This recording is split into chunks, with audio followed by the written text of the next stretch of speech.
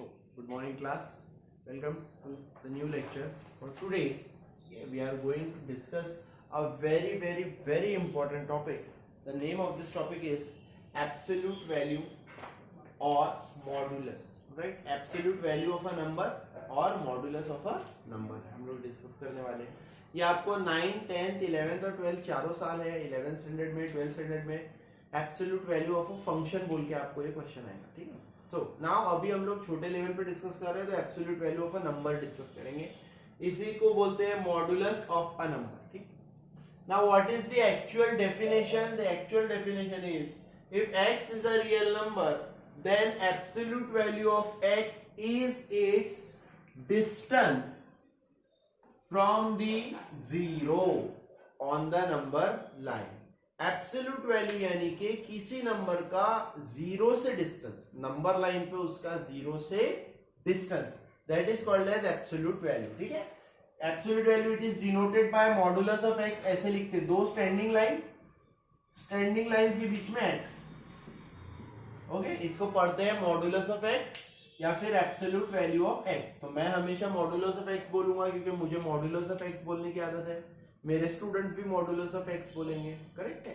Modulus भी बोलते हैं या फिर एब्सोल्यूट वैल्यू भी बोलते हैं बेटा. ठीक है. It is read as absolute value of x या फिर मॉडुलस ऑफ दो स्टैंडिंग लाइंस के बीच में. नाउ इसमें क्या रूल होता है? रूल होता है if x is greater than zero, मतलब अगर x पॉजिटिव है तो मॉड ऑफ x की वैल्यू x रहती है. मतलब x पॉजिटिव है तो एब्सोल्यूट वैल्यू ऑफ x की एब्सोल्यूट वैल्यू x भी x रहती है. अगर x जीरो है तो मॉडुलस की एब्सोल्यूट वैल्यू भी जीरो है. ठीक है. और अगर x लेस देन जीरो, मतलब x is less than zero, मतलब x निगेटिव है तो निगेटिव में हम उसे और एक माइनस प्रोवाइड करते हैं. और एक क्या प्रोवाइड करते हैं? माइनस. ठीक है. नाउ अब मैं आपको फिर से समझाता हूं स्टार्टिंग से एक बार, और आप समझने की कोशिश कीजिए यहां से with the help of definition. सबसे पहले डेफिनेशन की हेल्प से.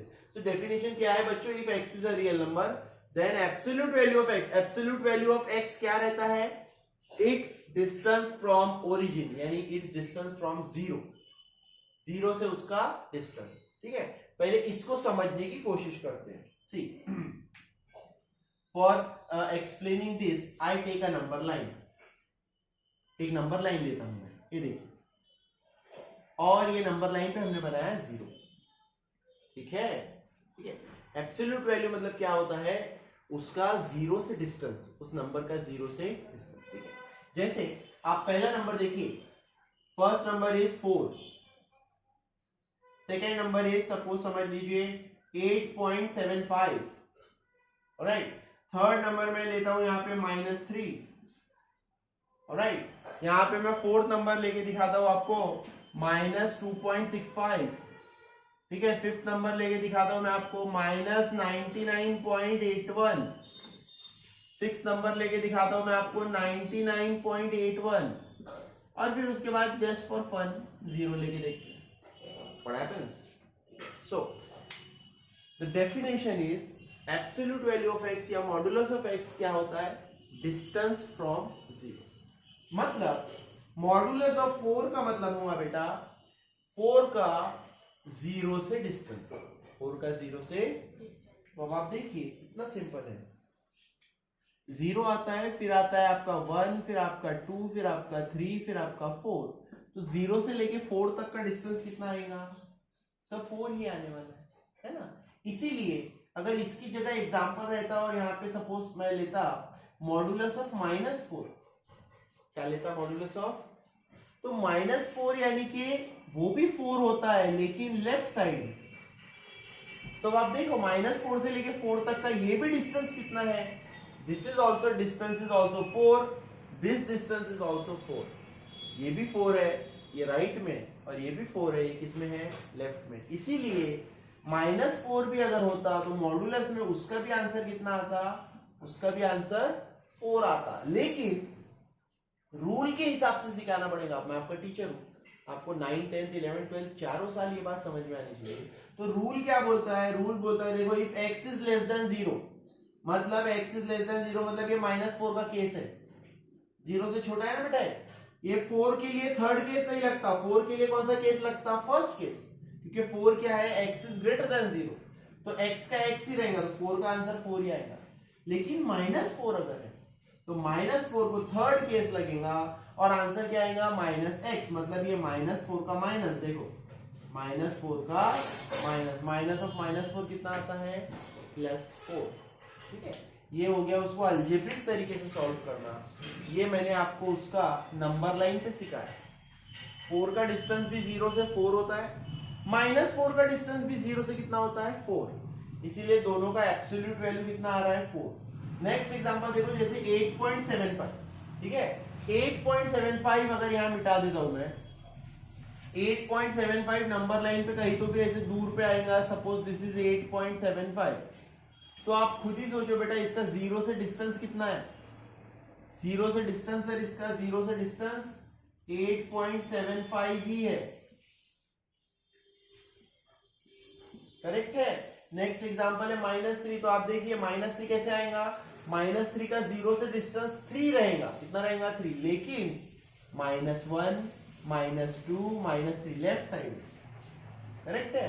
तो इसका आंसर कितना आएगा, 0 से लेके -3 का डिस्टेंस 3 है, और उसको अलजेब्रिक तरीका क्या है प्रॉपर लिखने का, -3 इज इक्वल टू 3, -2.65, 0 से उसका डिस्टेंस रहेगा 2.65, 0 से डिस्टेंस कितना रहेगा, 2.65, लेकिन डायरेक्ट नहीं लिखेंगे, प्रॉपर वे क्या है लिखने का, -2.65 दैट इज इक्वल टू 2.65, ठीक है। 99.81 देखो निगेटिव है, negative 99.81 that is -99.81, so that is 99.81, और पॉजिटिव अगर है तो उसको छेड़छाड़ करने की जरूरत नहीं, ऑलराइट। और फाइनल क्या है, 0, तो 0 की तो कोई चिंता ही नहीं है, देखो 0 जो है उसका 0 से डिस्टेंस कितना है, कोई डिस्टेंस ही नहीं है सर, 0 0 पे ही है, तो द डिस्टेंस इज 0।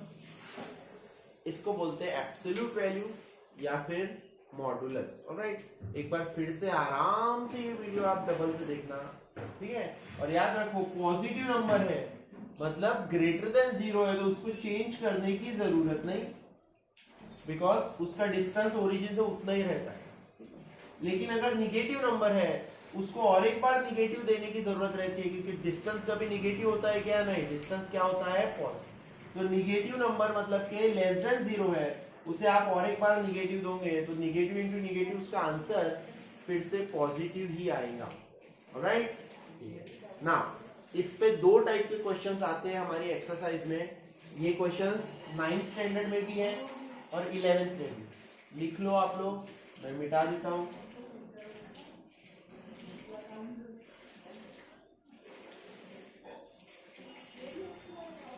देखिए इस पे 2 टाइप के क्वेश्चंस क्या आते हैं बेटा, फर्स्ट इजी टाइप के क्वेश्चंस पहले, जैसे कि फॉर एग्जांपल ये मॉड ऑफ -4, इसको आप क्या लिखना, minus of -4 is equal to कितना आ गया, सेकेंड मॉड ऑफ 8 - 6, 8 - 6 का मॉड कितना आएगा बेटा, 8 - 6 होता है 2, सर ग्रेटर देन 0 पॉजिटिव है, चेंज करने की जरूरत नहीं। थर्ड 6 - 8 अगर होता है तो कितना आता है, मॉड ऑफ -2, उसको कैसे लिखेंगे, minus of -2 that is equal to, इतने इजी क्वेश्चन रहते। जैसे फॉर एग्जांपल 10 - 16 कितना आएगा, -6, -6 को आप लिखोगे minus of -6 that is equal to 6। इस टाइप के पहला क्वेश्चन होता है आपका मॉडुलस के ऊपर, ठीक है। सेकेंड टाइप का क्वेश्चन होता है, that question is called as solve, है ना। तो सॉल्व करना है तो हमेशा सॉल्व करना है मतलब किसी ना किसी की वैल्यू निकालनी पड़ती है, ठीक है। सो हम लोगों को जैसे क्वेश्चन आया, for example see this is my question, x + 2 is equal to 1, ठीक है। सो x + 2 की वैल्यू क्या आ रही है बेटा, 1, हमें x की वैल्यू पूछी है। तो आप लोग ये याद रखो, क्योंकि यही चीज मैं आपको 11th स्टैंडर्ड में बार बार बताऊंगा, जब भी मॉडुलस हटेगा, ठीक है, 10th में भी है एक जगह, 11th में भी, जब भी मॉडुलस हटेगा so x plus 2 can be equal to +1 और माइनस। मॉडुलस हटेगा तो इधर क्या लगेगा बेटा, प्लस माइनस। +1 भी हो सकती है x प्लस 2 की वैल्यू और माइनस। तो इसे सॉल्व कैसे करते हैं, इसे दो तरीके से सॉल्व करते हैं। फिर इसको लेते हैं therefore x plus 2 is equal to 1 और x plus 2 is equal to -1। x की वैल्यू कितनी आएगी, 1 minus 2, x is equal to -1 और x is equal to -1 minus 2, तो x की वैल्यू कितनी हो गई, -3। और ये दोनों भी आंसर सही है। कैसे सही है, तो आप यहाँ पुट करके देखो बेटा। -1 अगर पुट करता हूं तो -1 प्लस 2 कितना आता है, 1 आता है, 1 आया। और अगर यहाँ -3 पुट करता, क्या पुट करता, -3 प्लस 2 वो आता है -1, तो मॉड ऑफ -1 भी कितना आता है, +1। ठीक है, तो जब ऐसी इक्वेशन आएंगी तो याद रखना, आप मॉडुलस हटाओगे तो क्या लेना, प्लस माइनस। फिर यहाँ नीचे जगह नहीं थी इसलिए साइड में लिख के दिखाया, x प्लस 2 को 1 लेना और x प्लस 2 को क्या लेना, -1। ठीक है, आपकी एक दो एग्जांपल और लेके दिखाता हूं मैं टेक्स्ट बुक से। ये मिटा देता हूं अब इसकी थ्योरी।